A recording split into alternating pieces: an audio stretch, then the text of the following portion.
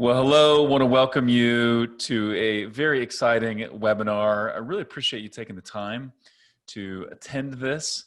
Our commitment to you is we want to deliver the goods on this webinar and give you hopefully some strategies, some tactics, some tips and ideas to really help you make the most of this holiday shopping season. So we're going to talk about 5 ways to dominate the Cyber 5.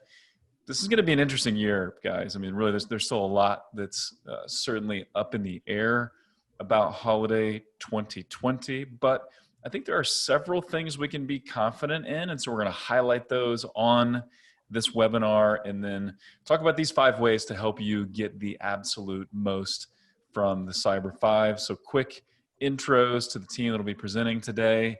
I'm Brett Curry. I'm the CEO and co-founder of OMG Commerce. Right there in the middle, Mr. Chris Brewer, co-founder of OMG Commerce. What's up, Chris? It is good to be here. I always like looking at my fatter self on these calls.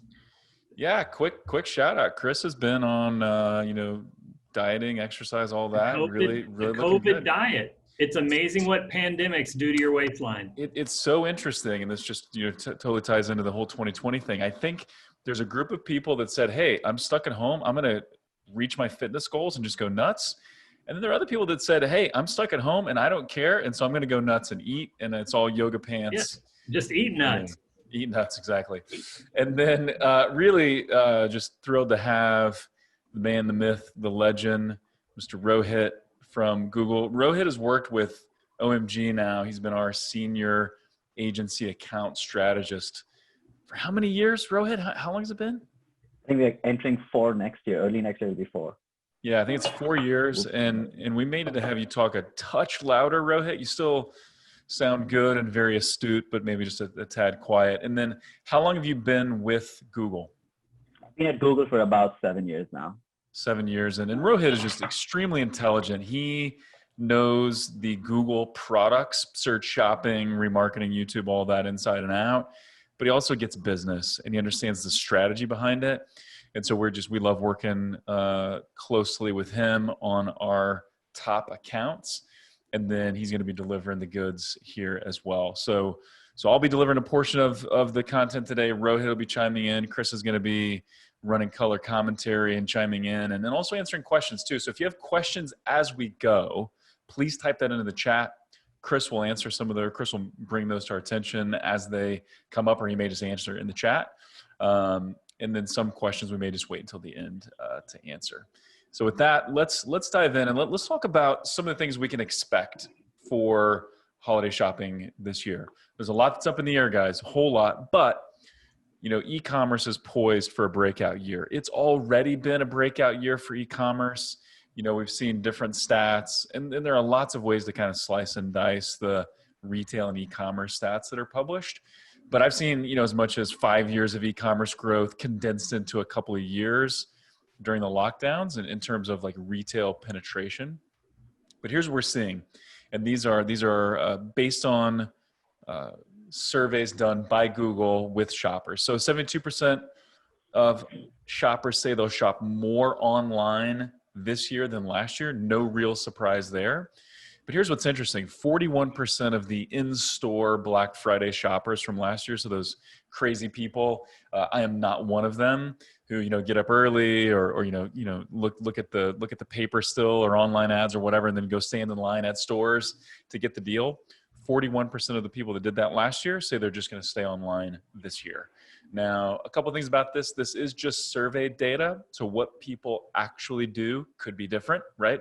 So much can change in a matter of a few months or even a few weeks during a COVID-19 world. But I think it's very safe to say a lot of shoppers are going to focus online, and many of them are going to focus online exclusively. So for us in e-com, it's actually good news, right? It has been good news for most of the year so far. And then I think this is really key, and this is where I'm really glad you're tuning into this and glad you're preparing, but 69% and this is the same survey, 69% of holiday shoppers say they'll start earlier this year. So if the pandemic and lockdowns taught shoppers anything, it's, hey, when everybody orders online, it creates backlogs. And so delivery can become an issue. Items becoming out of stock can become an issue. And so almost 70% of people said they're going to start shopping earlier this year. And I think that's going to be compounded by a few things. One, the trend in the last few years has been to start holiday promotions early, right? Last year, some big retailers like Lowe's and a few others did Black Friday all November long, right? So starting November 1, their Black Friday deals hit. So I think shoppers are used to that to a certain degree, that holiday deals may start earlier. And then when you compound that with the fact that Amazon Prime Day is tentatively scheduled at least for October, we just heard an updated potential date today of maybe October 13th, 14th, but we don't know. Amazon has not announced that, but that could start some of the holiday shopping frenzy when Prime Day launches this year, which is usually in July. This year it's in Q4. So really interesting. Gentlemen, Chris, Rohit, any thoughts on this before we go any further? Yeah, just one other fact that I want to add is a lot of people will be I have to shop online anyway, so which is the reason that they might not actually wait for that late. So I think that is one other reason which contributes to why people might shop early this year. Yep, exactly. And then a couple other things, and Rohit, you actually want to talk about this? Really all I was saying is that the price and promotion is still a huge deal, right? So 50% of shoppers list price as the most important factor for holiday shopping. Now, I would argue that there's a lot of things people consider when they're shopping for the holidays. I got to get the right gift. I need to get it in time, all those things. But price does play a major role here. So we need to at least keep this in mind as we're structuring our deals.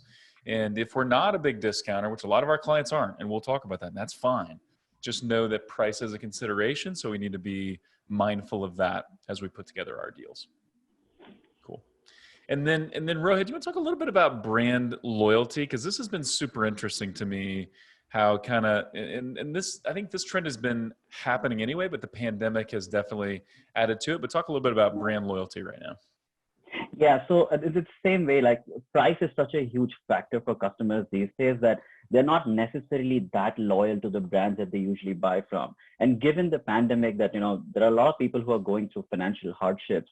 So brand loyalty is not top of mind for them, but price is. So if they get a better price for similar products somewhere else, so there's a good chance that they would be willing to make that transition.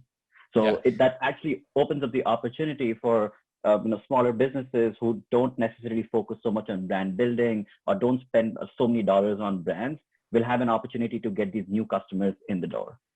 Yeah, and what's been really interesting, and probably everybody that's listening to this has experienced this, you place a delivery order at Walmart, which we've done a million times since lockdowns or some other, buy online, pick up in store, whatever. You've probably experienced substitutions, right? Where, hey, this thing was out of stock. So, hey, we just replaced it with this other item. We're substituting.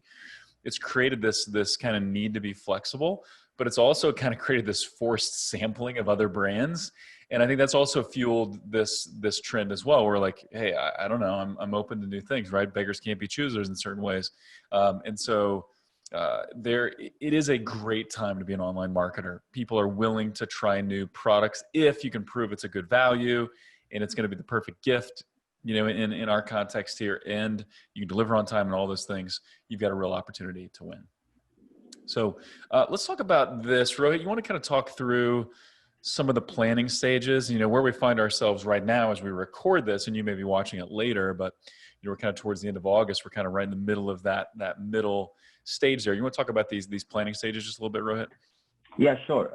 So as you can see, we're almost towards the end of August, but I mean, this is just something that we planned very early. So you can still in fact, you should still go and do the first stage. This is check your feed health. Feed is basically what feeds everything into your Google Ads. So obviously you want to make sure that everything is in good place. Any products that you don't have in your feed, you make sure you add them. Any disapprovals for what the reasons are and try to fix those reasons. The second thing you want to do in the prepare stage is to try and make sure that you adopt automation.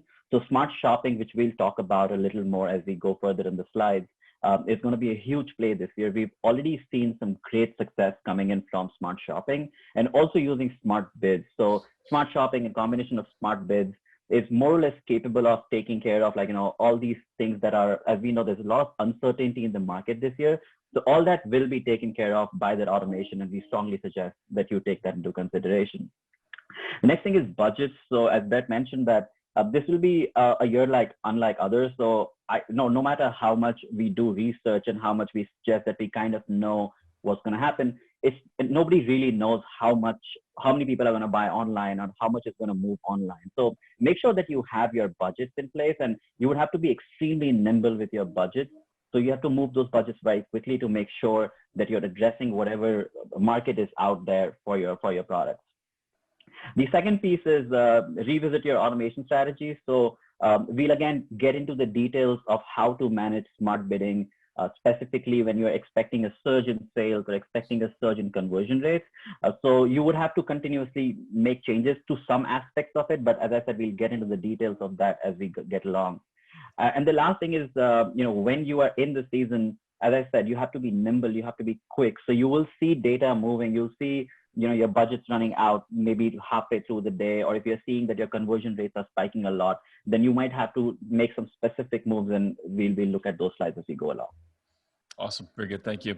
So just a quick note, and I know a lot of people that are on here live are existing OMG Commerce clients. If you are, we love you. If you're not, we love you too. And so just a quick 15 seconds on the agency. We're a Google Premier Partner. We're a team of, I think, 42 now. We just hired a new person a day or two ago. For agencies our size, we're one of the top spenders on YouTube ads. Several years ago, I wrote the ultimate guide to Google Shopping that Shopify published. Quick spoiler/teaser, rewrote the guide completely for 2020. It's going to be announced sometime in the near future. I don't actually know. Shopify will announce that. And then, we've been doing this since 2010, and Chris and I speak at events all over the place, and so we like to think we're thought leaders and want to contribute to the industry and hopefully help you achieve your goals and rock it with your ad channels. Because we're not going to events right now, you might as well take this opportunity to plug your podcast. Since, yes. So if they want to get good stuff while nobody can go anywhere. Yep, absolutely. So do check out E-commerce Evolution. You can go to omgcommerce.com and look at the podcast there, or go to wherever you like to consume podcasts, look at E-commerce Evolution. Going to be some really good stuff there for prepping for holiday as well. We just released an episode today about some Amazon advertising, so check that out. And then we're also working on several different other video training initiatives that you need to keep your eyes out for that I think will benefit you as well. So good. All right, fantastic. So let's dive into 5 ways to dominate the Cyber 5. This first one is going to be relatively quick. It's super important, but it will be relatively quick. So, one of the things we want to do when holiday hits is we got to cut through the clutter, right? Everybody's going to increase their advertising budgets. There's going to be ads all over the place. We have the disadvantage this year of this also being an election year. Now, I think some of the platforms are going to limit political ads. I certainly hope so. That's like the worst thing in the world, in my opinion. But we got to cut through the clutter. Right? We got to make sure our message lands to the right prospect. And we want to keep ad costs low, efficient, right? We got to still hit our ROAS targets, our CPA targets. And so one of the keys, one of the really important things we do now is start building our lists, our remarketing lists and other lists now, because we can leverage them fully once holiday shopping kicks into full gear, right? So what kind of lists are we talking about? These are, I think, 4 must-build lists, and we can get more detailed with these lists, but just want to highlight them. One is a viewed video audience. So, we do a lot with YouTube. A lot of the people listening live here, are heavy YouTube advertisers as well. So build those viewed video audiences, because we can take those audiences, layer them into search and shopping to increase our performance on search and shopping. We can also build a YouTube funnel where if someone interacts with maybe one of our cold targeting videos and they don't purchase, but they engage with that video, we'll run more ads to them to kind of woo them and get them to take the next steps. Also remarketing, and we can slice and dice remarketing lists in a lot of different ways. We'll talk about that in a little bit. Also SMS and messenger lists, like, right, that's a list you should be building now. So while you're driving traffic to offer pages and PDPs, also try to get someone to enter their mobile number or get on your messenger list. And then of course, email lists as well. So if we make a secondary goal right now of building these lists are going to come in really handy once Q4 hits.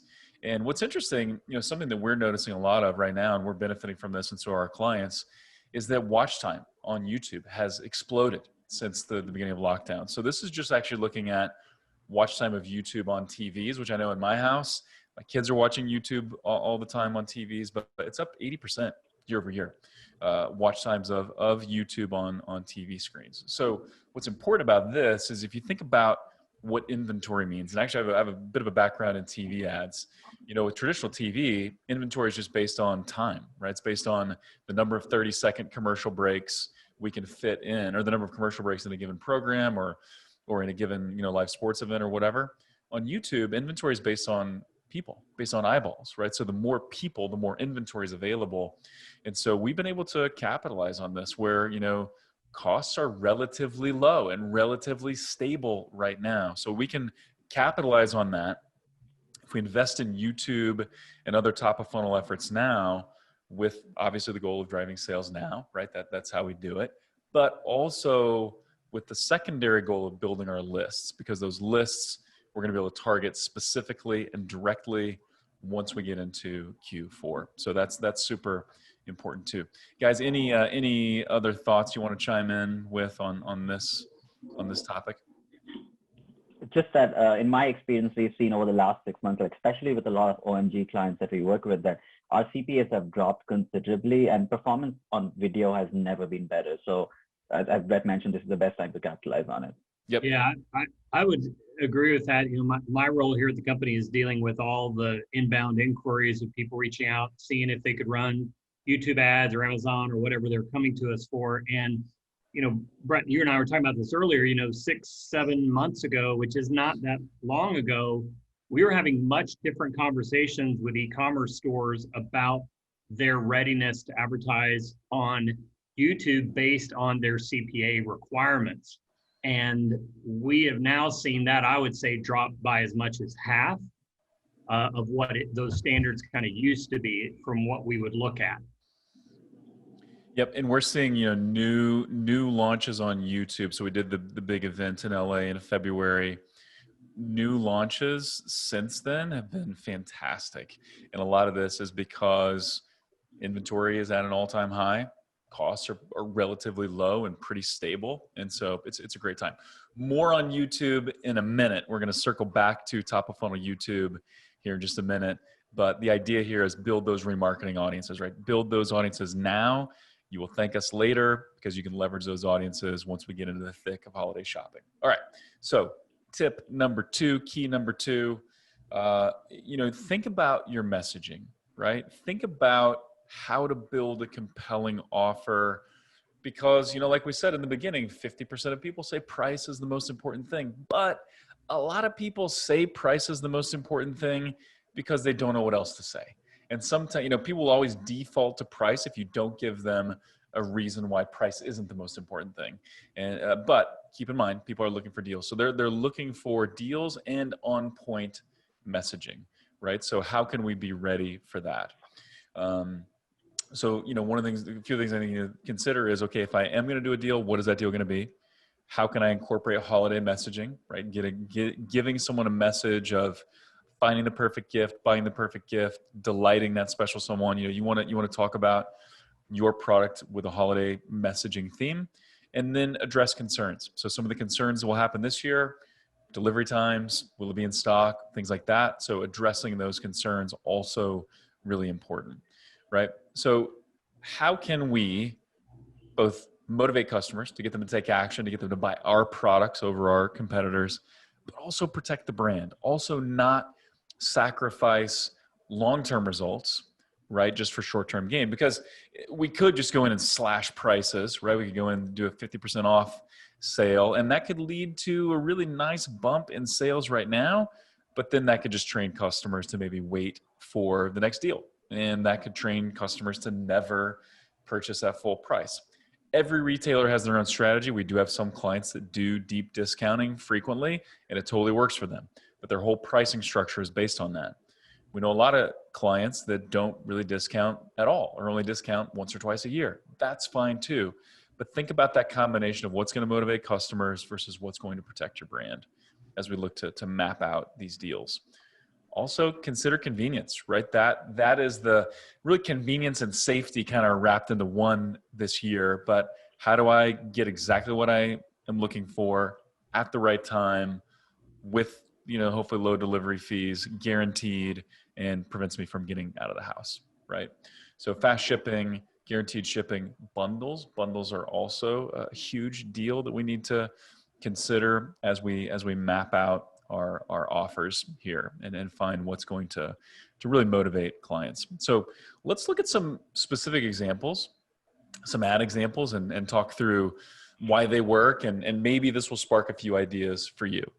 So our friends at Groove Life, silicone wedding rings, love this product. I've owned multiple rings. They started doing this sale where you get a mystery ring with your order, right? So sometimes they'll do it like, hey, buy 2 rings and then get a mystery ring, or just buy 1 ring and get a mystery ring. I know this is a form of discounting, right? And you may have to get kind of creative to apply something like this to your business. But what's beautiful about this is, why would you guess, and I'll just open this up to Chris and Rohit, why do you think they do a mystery ring? Why a mystery ring instead of, letting people pick out their free ring? Because it's the stuff that they can't sell. Yep. It's inventory that's sitting there, right? Stuff they can't get rid of. And it also makes it kind of fun and kind of interesting, right? There's like this bit of anticipation, like what will I get, right? And then studies have shown that sometimes people anticipating a vacation or anticipating winning the lottery or anticipating a gift, that's almost as fun as actually getting it. So there's an anticipation thing, but I 100% agree with you, Chris. Like that's the thing. It's them saying, hey, how do we take this stuff that we can't sell and let's turn it into a nice little bonus, right? Hey, honey, I'm replacing my gold ring with this mystery ring that they couldn't sell. Right. Yeah. So, but this has a high perceived value, right? So absolutely. One way to look at this, it doesn't have to be this is a gift of their key product. You don't have to do that, but you could do some other gift, right? Or something else related to your product that doesn't lower the perceived value of your product, but now you're adding an additional gift. And think about it. What if you're about to buy a ring for yourself and then you saw this and you thought, I got to get a stocking stuffer for my brother-in-law. So bingo, mystery ring, freebie, stocking stuffer. These can also come from relationships with other sellers that aren't directly competing. That could be wins for both. Love that idea. We've seen that with a few of our clients. Everyday California, awesome California-based apparel company and adventure company. They're doing a promo with another company called Sunday Scaries, which is a CBD company, which that creates some issues with ads. But they're doing something similar, right? Where you can do a joint venture opportunity where you say, hey, let's partner with someone who wants maybe to get in front of our customers. Let's offer their product at a deep discount or as a free gift add-on. And again, it's a way to increase the perceived value without really limiting or without diminishing the value of your core product. So lots of things you can do with gifts. Okay, love this one. This is for our friends at Original Grain Watches. I did not wear my Original Grain watch today, but I have one and I absolutely love it. So what's interesting, and this is a client that they do some discounting, right? So they have sales going on frequently. This is a 40% off, right? So this deal will move product, right? 40% off. But if you look at this ad, it's really highlighting the uniqueness of these watches. They're wood grain, wood and steel combo, really cool watches. So give him a gift he'll cherish, right? This ad could work with or without a discount. It's going to work better with a discount because they're cool with that, and that matches their strategy. But this ad could work with or without a discount. So keying in on this is a gift that he'll cherish. It's something he does not have. It's unique. It's different. You're going to be a hero. You're really going to deliver this holiday season. Now, these are our friends at Boom. So obviously, probably everybody here knows Ezra and company at Boom. So they're a company, they don't do a lot of discounting, right? This is one of the only times a year they do a discount. So for some, a 10% discount, that seems like, well, that's not a discount hardly at all. But when you don't discount, 10% is huge, and it creates a frenzy of people shopping and wanting to get the deal. So this is a quick teaser of a Gmail ad. And this is actually an ad that we would run to both existing customers and to remarketing and viewed video audiences. We'll talk about how to do that in just a little bit. But if you're not a big discounter, mild discounts can create big wins. So keep that in mind as well. And then, here's our buddies at Live Bearded. This is a partnership they did with Mossy Oak, which was really cool. But, what if you just talk about free shipping guaranteed delivery, guaranteed delivery, and some social proof, right? So loading, and the reason why social proof is always important, right? Especially with display and YouTube ads, social proof is always important. But hey, if you're trying to appeal to a gift giver, right? If I'm buying something for a friend of mine that's got a beard and he may want some product, that thousands of happy beardsmen may help me feel more confident that, okay, I'm not buying a cruddy product. I'm not going to look dumb if I buy him this product. He's going to potentially like it. So talking about the convenience and free shipping plus social proof. Other thoughts, guys, on how we're getting our messages ready for this holiday season, both to cut through the clutter and grab attention, but also to line up with our brand and protect our brand.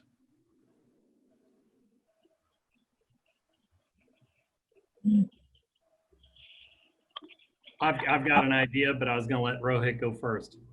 No, I was just going to say that I think Beth covered it pretty well. I don't really have any additional ideas. I think we discussed these quite deeply before we got on the call. Yeah, great. Yeah, I just, in terms of messaging and things like that, this is just a quick tip I shared with our specialist team not too long ago. And this really goes in and outside of the holiday times. But look at what your customers messaged you about during last year's holiday season in terms of customer support tickets. Be aware of actually what happened last year. Don't just start with new messaging. Go back and look at what converted the best in the previous season. And then how does that need to be adjusted for what you're offering this year? Sometimes it can just be a replacement of a word, and you can grab some of those higher converting bits of copy that you had in previous times. I love that suggestion. The last piece that I'll kind of tie into this part of it is, potentially be ready early. So if you're talking about doing your Black Friday sale around Black Friday and the Cyber 5, you may consider having something kind of ready, locked and loaded to go early November. If it looks like most merchants are moving early and there's a frenzy of activity, you may want to go earlier. We even know some clients that are looking at potentially doing an early bird in late October, or maybe doing an early bird starting around Prime Day, because Prime Day, even for people that don't shop on Amazon, even if you're promoting stuff on your own .com, there will be a increased shopping around Prime Day. So consider having some of these messages ready early, even if it's just a get the perfect gift. Now's the time to prepare for holiday. Even if you don't do huge discounts, get your messages ready early. Consider starting mid to late October or beginning of November. So really important. To that point, Brett, like apart from the fact that you want to get your messages early, it'll also be valuable if you get those messages in the system and get it approved a few days before you actually launch your campaigns, because sometimes the whole approval process takes a while and you don't want to reach the day of your campaign and realize that your ads are not approved. Yes. Yeah. Always want to get those ads uploaded early as things get busier. Every holiday season, Google, some of those approval processes get delayed a little bit. And this year with COVID and people working from home, it could be and probably will be extenuated a little more, right? So get those ads ready sooner. Absolutely.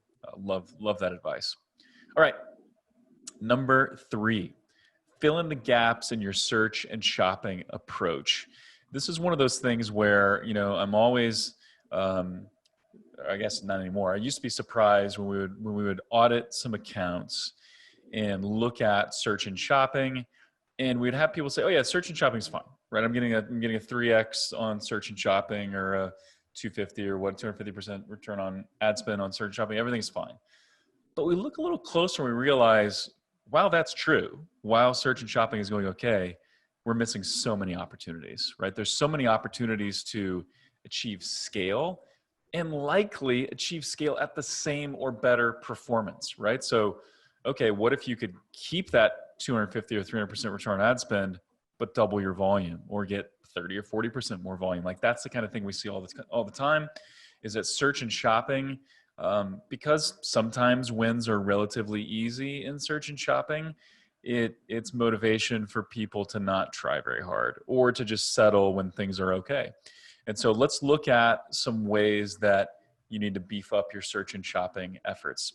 So one of the first things I want to talk about is, capitalizing on free listings. If you missed this, Google announced, I guess, at the time of the recording here, it's been maybe a month or two ago, that there are a few areas in Google Shopping that are now free. So if you look at the shopping tab like we have here, that carousel of ads across the top, that is still sponsored. That still functions just like Google Shopping ads always have. As you get below that, though, those are free listings. So you do not pay for those listings. Still powered by your feed. And that's how you get those listings, is by having a good optimized, product feed and merchant center, but they're free listings, which is super powerful. Also on the Google app, so this would be the Discovery app, these are free listings as well. These actually, you can see the little Google colored cart. Those are actually buy on Google. So that's kind of the customer facing. That's what shoppers see, is buy on Google. And that's where someone can click on that listing. So I could buy that pour over coffee maker, which I actually think I have that exact one. It's good. But if you click on that and buy that, Google will handle the whole transaction. Google will take your credit card. They'll process everything. They guarantee it. They also, have standards on shipping and returns and all that. So you're protected because you're buying on Google. But then Google just sends the order to the merchant fulfills it. In this case, it'd be Target. What's interesting is that used to be commission-based. So used to, if an advertiser participated in that, Google would keep 5 to 20% of that sale, just like Amazon does as a marketplace.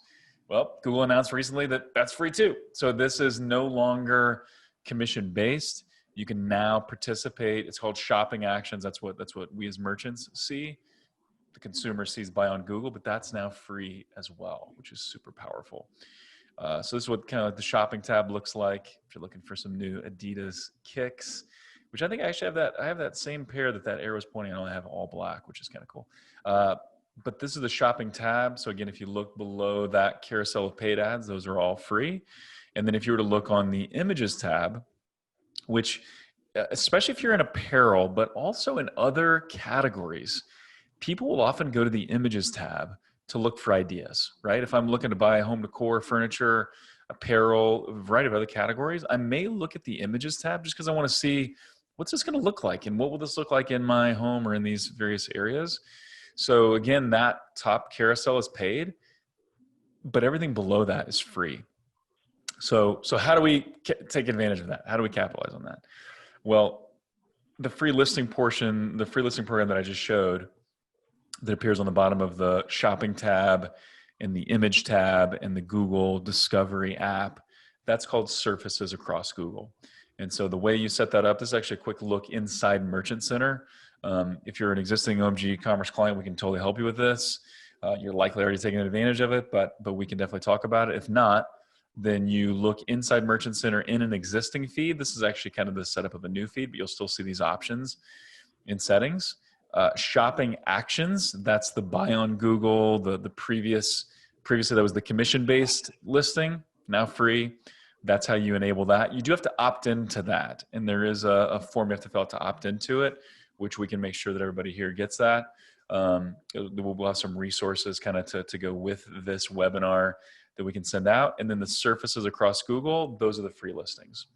So Rohit, you want to kind of speak to what we're seeing and what Google is projecting? Like if you're a current Google Shopping advertiser and you enable these free listings, what kind of lift or what kind of bump will you see?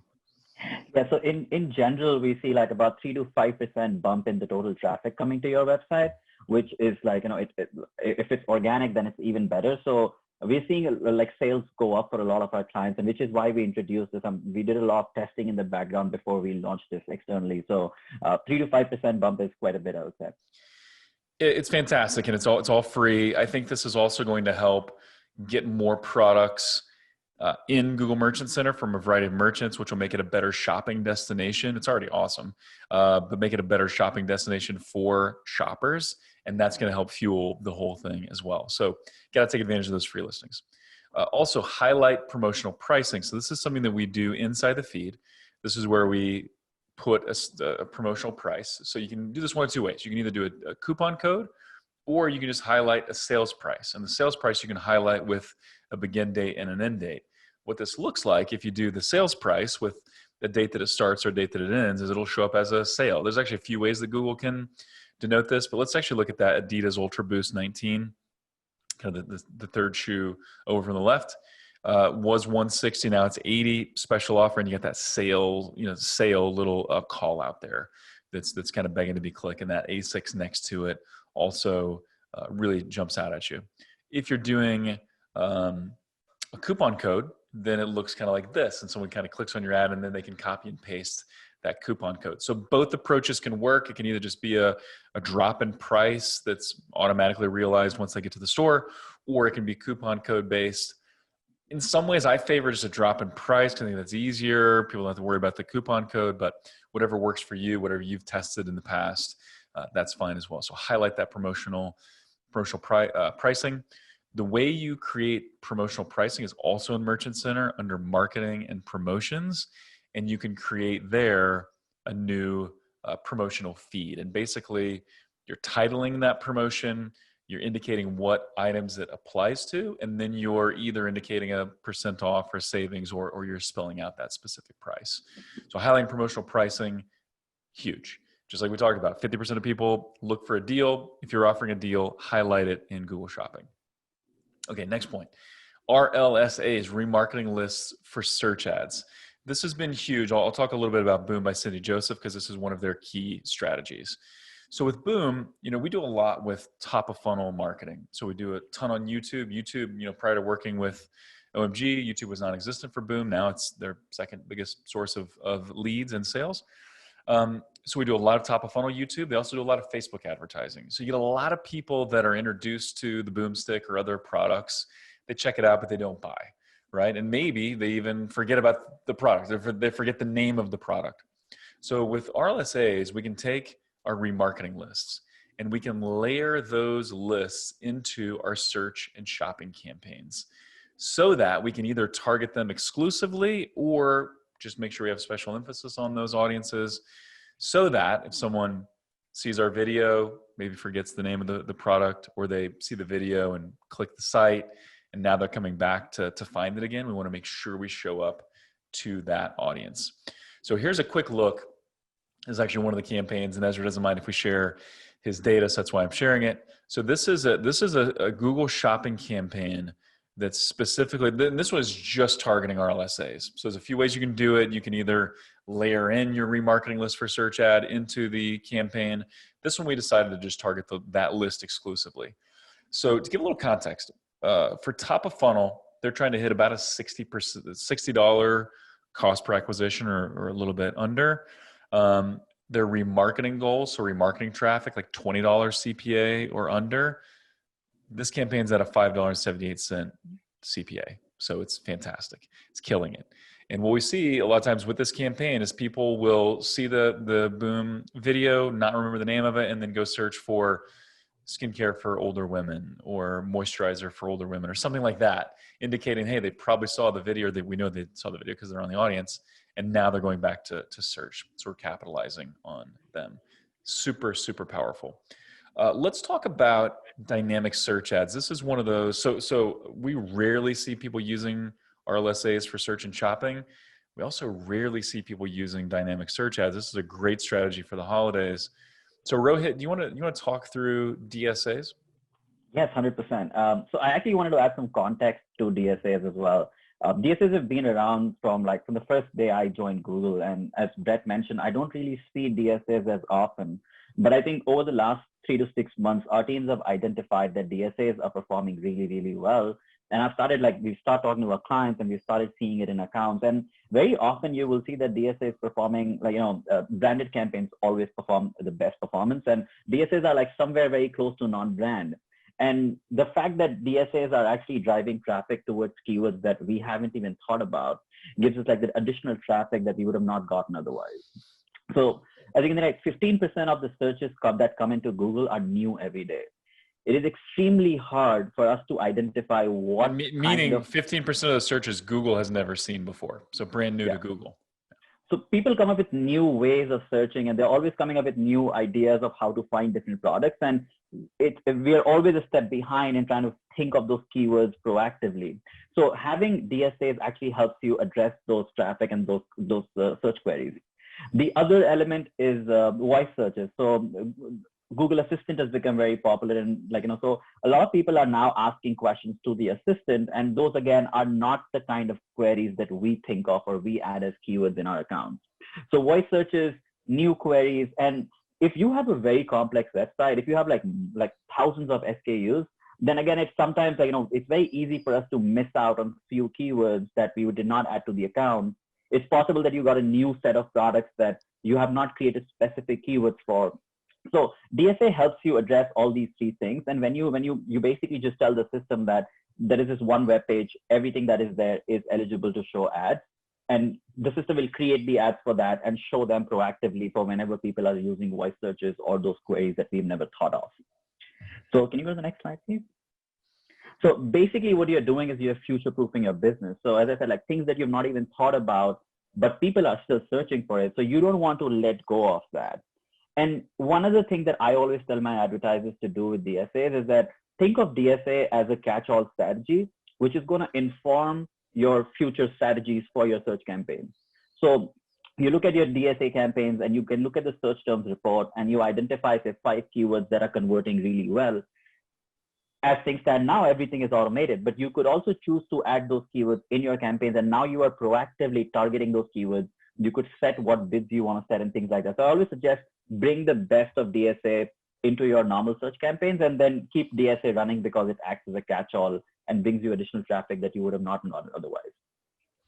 Can you go to the next slide, please? So DSAs will, as I said, incremental search we've already spoken about.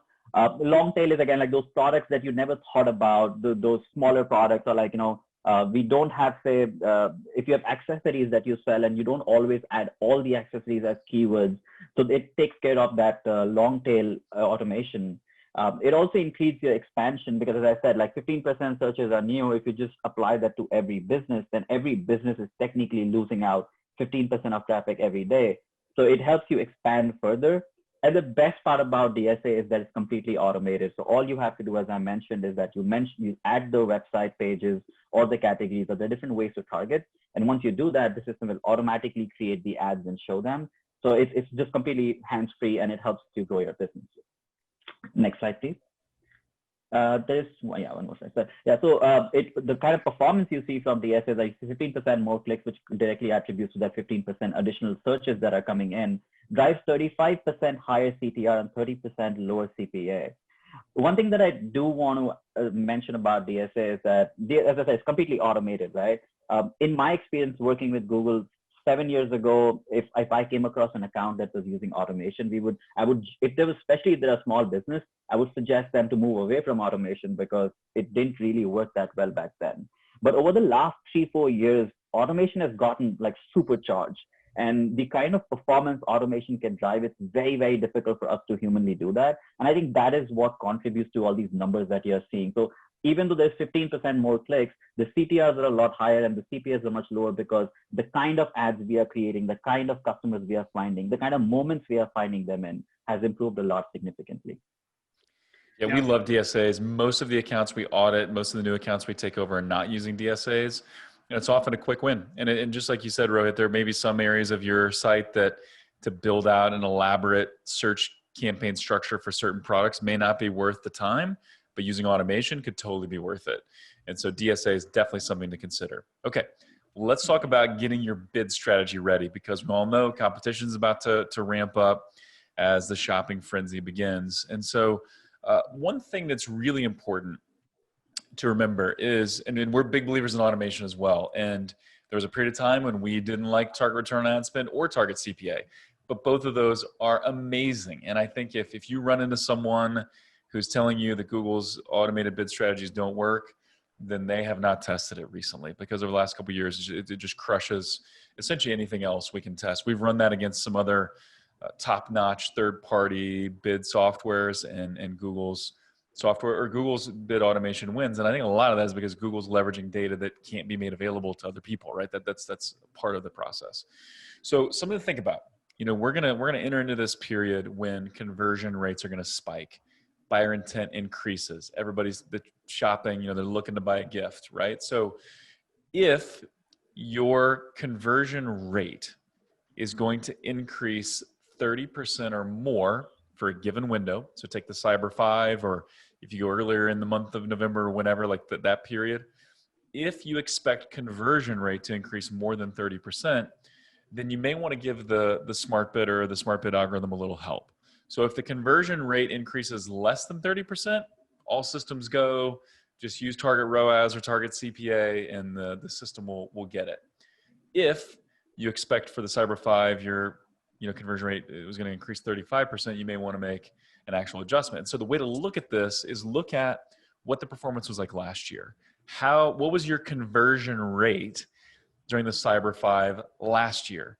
If it was maybe a 35% increase versus the previous period, then you want to go in and make a seasonal adjustment. And so this is actually done in tools and settings and bid strategies, and then you can make a seasonal adjustment. But this can basically, what this does then is you can go in and tell the system, hey, from these dates, November whatever to December whatever, we expect an increase of X%. And so then that's going to allow the system to calibrate.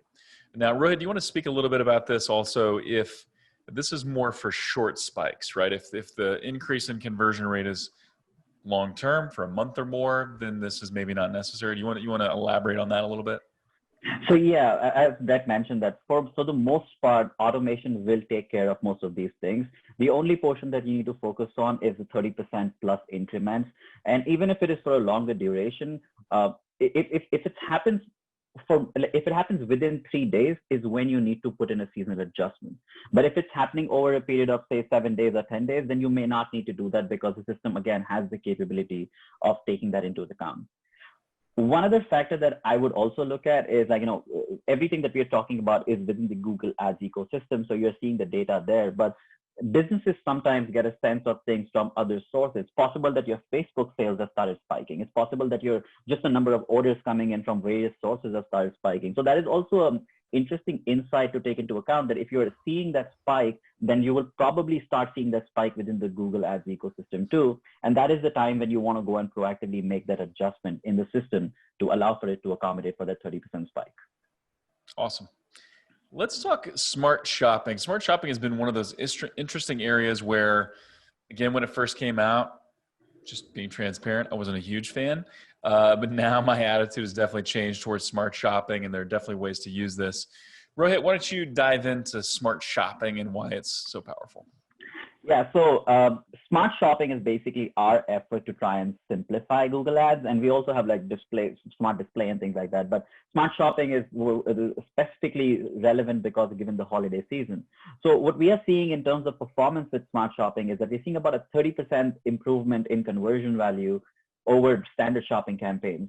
And we're expecting a 30% further increment on top of that for the holiday season. So smart shopping, as I said, like our automations have gotten a lot better. And just the amount of unknown in the market right now, smart shopping is going to be a very, very important play this holiday season, and we are capitalizing on it. So what you want to do is when you set up your smart shopping campaigns, there are some elements that you are in control of, which you want to set correctly, and the rest the system takes care of. So the first thing is to choose the right bid strategy. If your goal is to drive more conversions, then choose target CPA. If your goal is to drive higher conversion value, then choose maximize conversion value. So make sure that you have the right bid strategy selected when you set up the campaign. The second thing is the budgets. The budgets, as I mentioned earlier, is going to be a very, very, very key moment because usually we see a 30% spike year over year during the holiday season. This year, we're expecting 40, 50% higher users going to shop online. So that is going to have an incremental impact on that. And that is, again, just an estimate. So make sure that you have a right budget set in the system. And at the same time, you want to have something in your back pocket that if you see good performance come in and your campaigns are getting limited by budget, then you should be able to allocate more budgets to it. And then setting the right targets. This again kind of goes back to what your goal is. Some customers might want to drive higher efficiency versus some customers might want to drive higher volume. So if you're trying to drive higher efficiency, then keep your target ROAS relatively higher place so that you can drive that performance. But if your goal is to drive volume and you're okay with a slightly lower ROAS, for example, like a lot of clients that we talk to, the ROAS numbers that we look at, the return on ad spend, does not take into account the volume. So if you were driving, say, 5,000 sales at 20 ROAS, it's possible that at 18 ROAS, which is lower, if you sell 10,000, you'll probably make more profit. So try to identify what that goal is. The volume versus efficiency play is very important, and basis that you should set your ROAS and change it as and when you need it. The target ROAS system within Smart Shopping does not require a time to accommodate. Like a lot of our automation takes a while for it to, it goes into a learning period and then it will eventually start performing. But for Smart Shopping, we don't need things like that. So if you see a change and if you want to make a change, make it and it should start getting impacted immediately. And the last thing, so I think this is an extremely interesting piece about Smart Shopping that it allows. And this is brand new too. This is like, yeah, you heard it first here probably. Yeah, this is so brand new that is actually rolling out right now. I think probably about 10% accounts right now have it, but before holiday season this year, all accounts will have this. This will be in the settings section of your Smart Shopping campaign. So basically what this is saying is, like, I know for a fact that Boom has specific goals to drive new customer sales. A lot of our clients come to us and say that we want new customers. You know, existing customers, yes, we want them, but new customers where we want Google Ads to help us. So what this allows you is it allows you to put a premium on a new customer.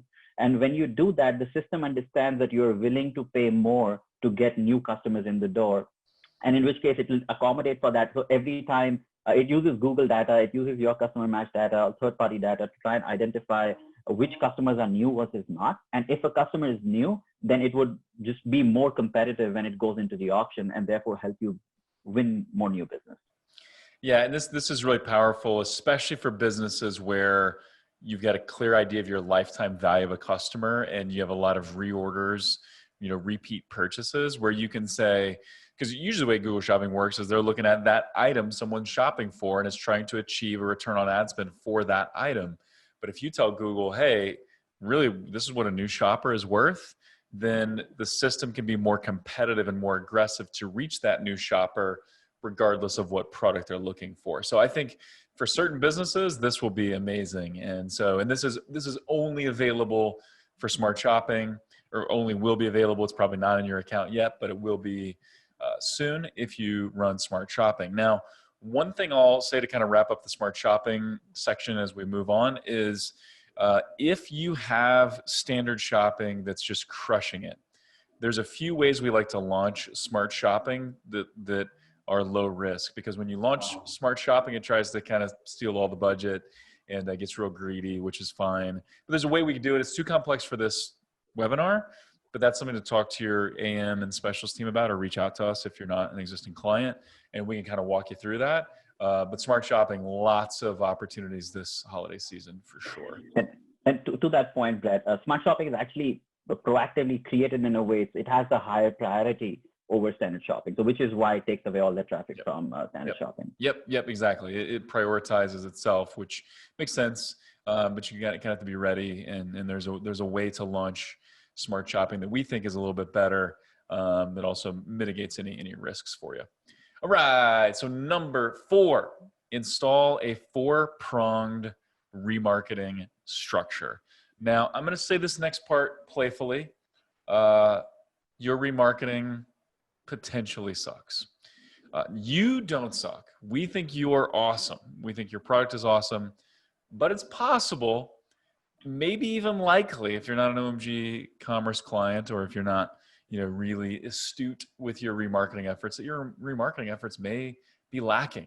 Our advice is don't settle for anemic remarketing, right? So what does this 4-pronged remarketing approach look like? I like that slide too, Brett, because that vacuum cleaner looked like it sucked as well. Indeed. And so what's going to make for a successful remarketing campaign? Right channels, right formats and right message, and right audience with proper segmentation. So let's kind of break this down. So the right channels. So this is where kind of the 4 prongs come into play. First channel that I'm going to recommend, that I bet a lot of you are missing. If you're an OMG commerce client, then you either have this or it's on the roadmap. We always launch this. Not always right out of the gate, but we do launch it. So discovery ads. This is what discovery ads could look like. These are some samples. On the left there, you've probably seen this. If you've been on the YouTube app, scrolling to watch, videos, that's the cutoff of the LeBrant family. That's what my kids always watch. But above that is an ad. So this is a display ad, but it's very prominent. When you're looking on your phone, man, it really jumps out at you. So this is actually for a digital marketing course. But when you see that ad, it's really hard to miss. So your product ad could be right there, and you can run that as a remarketing ad. That ad in the middle, that's actually a look at Gmail. So Gmail is included in discovery. So as you run discovery ads, one of the placements is Gmail. And that's, for a Canon camera, the EOS Rebel T8i. And then on the right, the far right, that's in the Google app, the discovery app. So if you're, on your phone and you've got the Google app here, that's where that ad could appear. And so again, really stands out, could really grab your attention. Discovery ads, if you're not running them, you absolutely need to be. Next, GDN, right? This is what most people think of when they think of remarketing, but unfortunately, this is where also most people stop when they're thinking about remarketing. They just think GDN and they don't think beyond it. And so with GDN, one thing you may be missing is you can actually run video ads inside GDN. So this is a quick look at a couple of Boom ads. These are both ads that appear on the Google Display Network. So these appear on blogs, news sites, any site that's part of the Google Display Network. The one on the right is just a static, that's actually a responsive ad. The one on the left, that's one of the top YouTube ads. So what this allows you to do is get some video placements outside of YouTube on the display network, but again, reaching your remarketing audiences. For this particular campaign, that YouTube ad, again, showing on the display network, was one of their top performing assets. And so that's a piece that a lot of people are missing. You're probably running GDN ads. Hopefully you're running responsive ads. If not, you should be. And if you're not testing your video ads, you should be doing that as well. All right. Next piece is YouTube. So we got discovery, we got GDN, we got YouTube. So run remarketing on YouTube. The one on the left there, that's Live Bearded, and you can see the bearded man there is delighting his girlfriend or whoever that is. But this is more of a true view for action type ad where they're just kind of, you're encouraging people to click on the link and go shop the product. The one on the right, that's Original Grain, and that's kind of a preview. This is in the Google Ads preview interface. So obviously the ad doesn't look exactly like that, but this is what's called TrueView for shopping. This is where we like to run TrueView for shopping, is for remarketing. So this is an awesome video that tells the story of Original Grain. And then next to it would be actual shopping ads. So your actual Google Shopping or your PLAs, they would show up right next to that video. And this is really powerful. So if I'm already familiar with the brand, now I'm being reminded about the brand, and I've got products right there by the video that I can click on and start shopping. So TrueView for shopping is very powerful for remarketing. And then kind of the fourth area, so again, our 4-pronged remarketing, is choose Gmail. Now, I mentioned that discovery ads also include Gmail, but we like to set up specific Gmail campaigns as well. So this just ensures we're getting great delivery on Gmail, and we kind of, the ads are a little bit different. And so we like to run both, but this is what ads can look like. Again, this is Boom. That view there on the right, that's what the ad looks like if you click on the email. So these ads show up like emails. They show up like emails in your inbox or in your promotions tab. And then as you open it up, it can be a combination of images and videos. And we've found that for discovery in Gmail, we're often seeing CPAs 30 to 50% lower than standard GDN ads. So that's just our client data, but that's what we're seeing. So, and I think a lot of that is because it's kind of novel. It's kind of new, right? Those discovery ads on YouTube, the Gmail ads on Gmail, they really stand out and they captures attention. So we're seeing CPAs 30 to 50% lower with those channels. If you're not using them, you got to be using them for retargeting. So highly recommend that. I just want to add something there. So I agree with you that a lot of clients don't really use discovery and Gmail, which probably makes it cheaper. But at the same time, these are all ads that show up on Google properties. And I do believe that people who are on Google properties like YouTube, Gmail, etc., they are more engaged than people on all of the internet, which is why I feel like we see better performance and discovery in display Gmail too. So 100% you should have these in your accounts if you don't have already. Totally agree. And just like with most of these, now's the time to get these going, get these ramped up, so that you've already got data, you've already got a little history in these campaigns, and then when Q4 hits, you're ready to just pour gas on the fire. This is what these ads look like. So this is an ad we created for people that have purchased Live Bearded, but not in a while. So the subject line in the email is "We miss you, brother." And then, so come on back once you open the email. Again, it shows up like an email. That's what it looks like unopened. And then when you open it, it is an email, but it's an ad. And so these are extremely powerful. So what lists should we target? Viewed video audiences, we talk about that. If you've got an elaborate top of funnel YouTube strategy, build those viewed video audiences and then target those people in discovery, GDN, YouTube, and Gmail.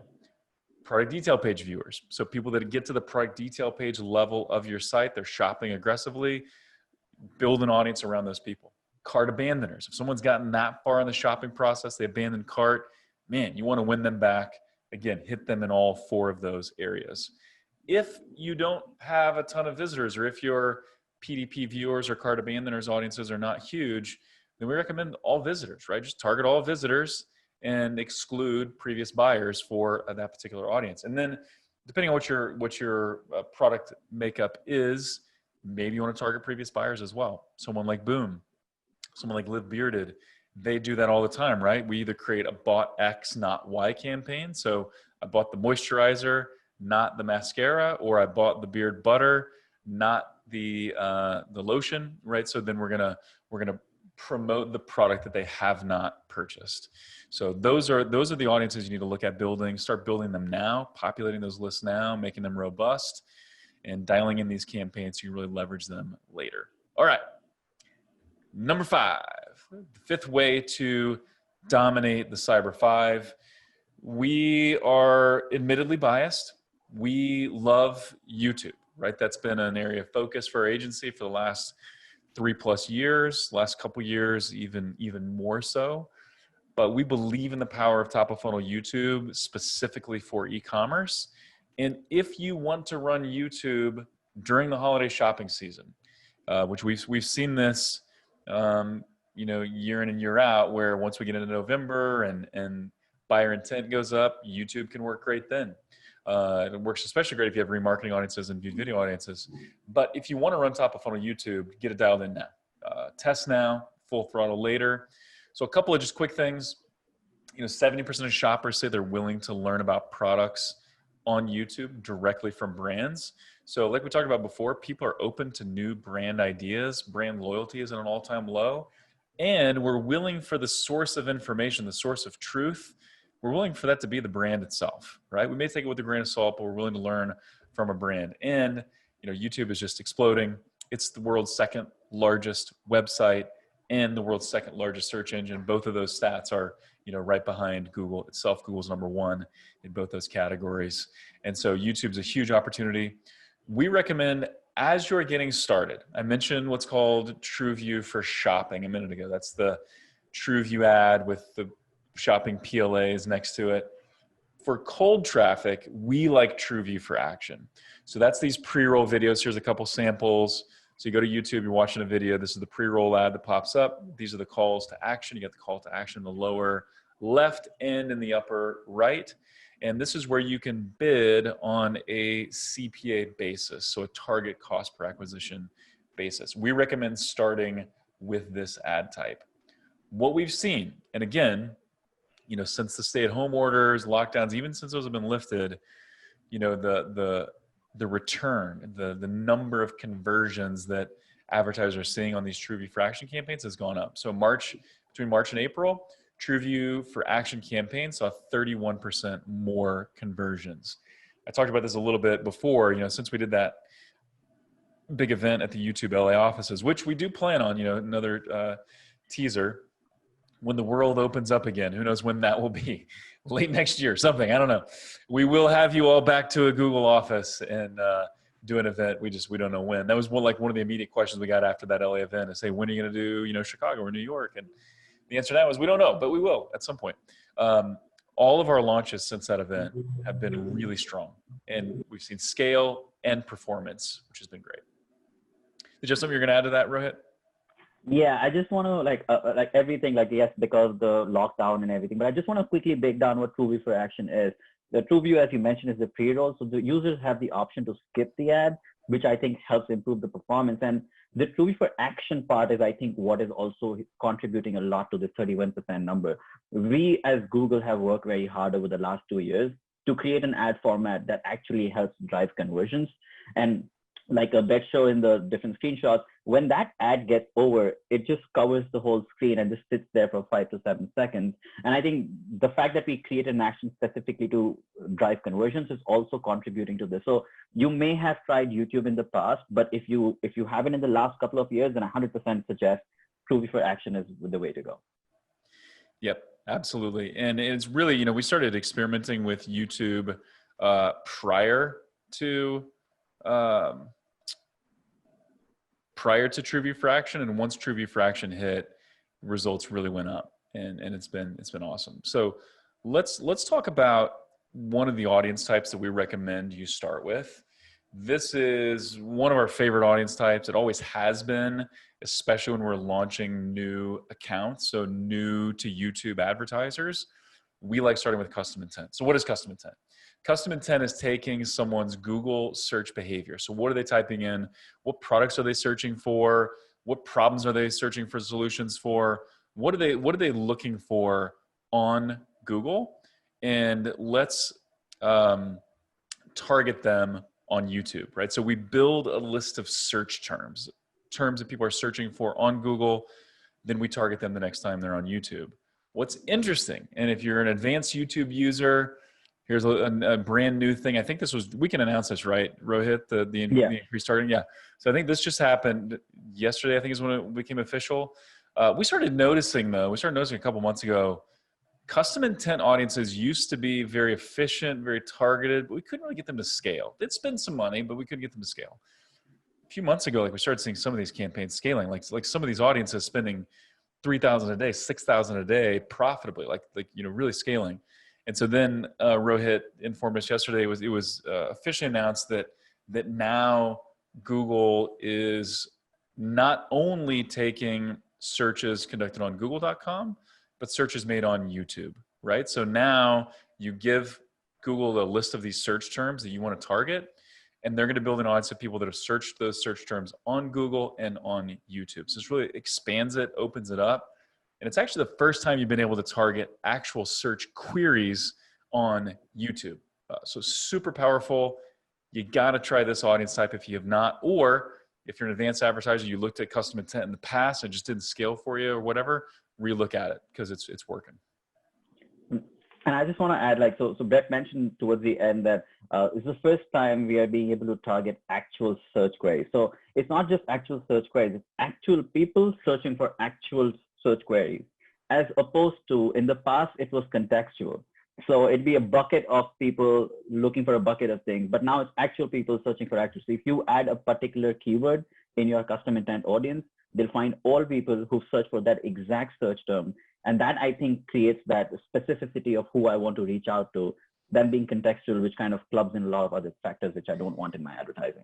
Yeah, and it's so awesome because then now you can get really specific and you can target people looking for something very related to your products, or maybe someone's even shopping your competitors or something. You can use that type of keyword, but then you can also get creative and think, okay, well, what could someone be searching for that's related to my product, or what could they be searching for maybe just before they would buy a product like mine? You know, we have some clients that sell fun things to do around the home, like games and activities and stuff, right? So there could be people searching for, you know, staycation ideas or fun things to do with the family or whatever. Like they're not looking for your specific product, but they're looking for ideas and suggestions. And so you can get really creative with these audiences. We love them. They're not the only audience type. There are lots and lots of audiences that we recommend you test.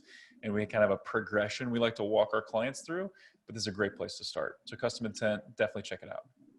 A couple of other things related to YouTube top of funnel. Definitely, you know, consider that YouTube is a real shopping destination, right? It really influences shopping. Now, a third of all shoppers say they've purchased something that they discovered on YouTube, either through YouTube ads or YouTube organic. So it is influencing actual product purchases. So keep that in mind. And then really the way we like to use it, and we've kind of talked about both of these on this presentation, but we do use YouTube for top of funnel, reaching brand new shoppers at scale. So reaching the right person with the right message at the right time, you know, based on our audience targeting, but then also using it for remarketing. So really those two things, if you leverage YouTube in the right way, it can be extremely, extremely powerful for your business. Okay. So we're going to open it up to questions here in just a second. But a couple of quick testimonials. So Boom, you know, I mentioned that this kind of went from non-existent to now one of their top channels. Live Bearded, same type of thing. They were doing well with Google, but we were able to grow revenue 78%, while increasing ad spend only 56%, and made YouTube a viable channel for them. So let's open it up to questions, guys. Let's see what is in the chat, and let's also open it up. So any, you know, question related to anything we talked about. You also have, you know, a Google, you know, someone from Google on the webinar. So any Google related question, feel free to fire away. Do we have anything yet, Chris? Not anything that has already been answered. Okay, cool. So other thoughts as we kind of wrap a bow on what we've talked about so far. Other thoughts, Chris and or Rohit, while we wait on any potential questions to come in. I just want to share with you like my perspective of what this year's holiday season is going to be like. Every client that I have spoken to, I have mentioned to them that this is an unprecedented opportunity for them. There are a lot of people who have never shopped online, who are going online for the first time. And a lot of these people are not going to go back to the store because shopping online is pretty convenient. So just think about that when you think about your strategy this year, which is why I was saying earlier that we just need to be nimble and prepared for everything that might be getting thrown at us. There are multiple factors that will play into it, the virus itself, the vaccination for that, the stimulus check. So there are a lot of factors to be played. So things will change very quickly. Be nimble, be quick, and have that budget and the plan to how you're going to approach that. I think one thing that I would share, and I don't think this was mentioned, Brett, but you know, we have seen over the last several years of running Q4 holiday campaigns is that Q4 is becoming earlier and earlier for holiday advertising. I think that if you, the early birds who focus on holiday promotions early and position it that way are going to win. And I think winning can mean from an auction standpoint, but it also can be from just as simply a shipping and fulfillment standpoint. This is very anecdotal, but I've got a buddy of mine who works for UPS. I won't say who it is, but he said he posted a picture that he sent to me showing the inside of his truck. And he said that they are completely at capacity, like many days of the week right now, and they have no idea how they're going to handle fourth quarter. and then you look at the mess in the Postal Service right now, those of you that get out early are going to take advantage of at least the amount of capacity that's in the system. Hopefully we don't have those kinds of issues, but I think it'd be wise to consider your actual timing here. Yeah, we were at a little back to school event, and I was talking to one of the other dads who works for UPS, and he said they're all working 12-hour days right now. So everybody's at capacity. So it's going to get worse as we get into holiday, right? There's just not that much extra capacity that can be drawn upon from the existing system, and you can't build out that infrastructure at will, right? So it's going to be interesting. It's going to be interesting. You do want to start early for sure. And Brett Isaac asks, are there any ways that strategy should or could change between the period through Cyber 5 and the period between then and Christmas? Does buying intent or behavior change, at least in a typical year that's not 2020? Yeah, so it's really interesting. You know, a lot of times we'll see right before the Cyber 5, so a few days before the Cyber 5, buying actually decreases a little bit. Conversion rate can decrease a little bit because if you're a few days away, some people are like, I'll wait and then buy when there's likely to be a deal. So right before it, we'll see conversion rate decrease, and then of course, Cyber 5 is always amazing. Then right after the Cyber 5, again, you know, once your deals go away, then there's often a little bit of a dip. And then there's another spike as we get closer to last day to ship.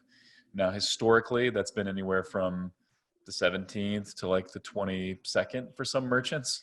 This year, who knows? That could be like the 10th, you know, for some people. So I think that is one thing you definitely need to be prepared for is, you know, last day to ship type promotions and messaging.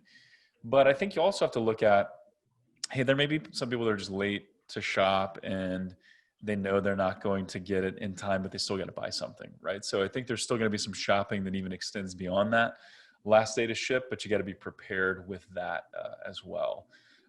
So yeah, and we've mentioned it now multiple times on the webinar, but it's likely all going to start earlier, and so you can take your existing calendar and shift that forward 2 to 4 weeks potentially. That could be possible, right? So my advice, and Rohit kind of alluded to this as well, get your ads ready sooner, maybe even way sooner than you think you'll need them, because you may need to pivot and say, hey, when we were planning on running these last day to ship ads, like the 15th through the 19th, we need to run them the 7th through the 10th. Like have that stuff ready now so you can run it when appropriate. Brett, there's one additional question that I thought you might be able to answer there. It's from Carrie. And do you need to enable dynamic remarketing in the Google Merchant Center in order to set up the dynamic ads that we talked about earlier? So the ads, I'm really glad you brought that up. That's something I didn't really talk about much in the remarketing approach. That is another remarketing type that we like to run. It often works great. So for those that don't know, dynamic remarketing is where if everything's set up properly, Google will populate the remarketing ad with products from your feed. So your shopping feed, your product feed that's in Merchant Center, Google will populate the ad with products from that feed based on what someone actually shopped for, based on what someone actually viewed on your site. If everything's set up properly, if some of your tags are off, then the system will get it wrong. But that's called dynamic remarketing. So yeah, that takes proper setup in Merchant Center and then enabling it in Google Ads. What I showed was actually responsive ads, which people get confused between those two all the time. Responsive just means we're giving Google some images, some headlines, some descriptions, and then they're mixing and matching to build an ad for a size that's available online, right? So to fit online at a proper size. So responsive ads, we recommend everybody run. We do like to test dynamic remarketing a lot, but yeah, that takes proper setup in Merchant Center and then enabling it in Google Ads. Anything you would add to dynamic remarketing, Rohit? Yeah, and the tag, the fact that you need to pass all the right information through the tag. The tag setup is generally where I see a lot of remarketing ads fail because the website is not transferring the data that we needed to. So as long as you have all that set up correctly, then you've probably seen it so many times, like flights from here to there, something that you searched for a week ago follows you around on the internet. So that's what dynamic remarketing would do for you. Yep. Awesome. And would you recommend that as well? Fantastic. So a couple of quick things, and we'll give it just another minute to see if any other questions come in.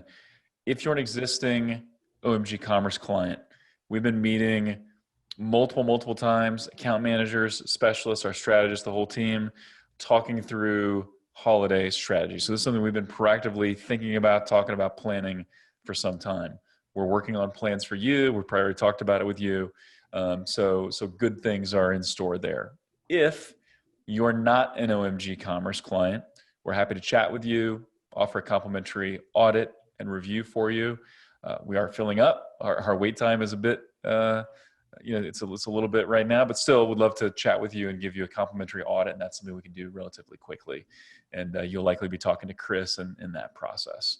So with that, do we have any other questions at this point, Chris?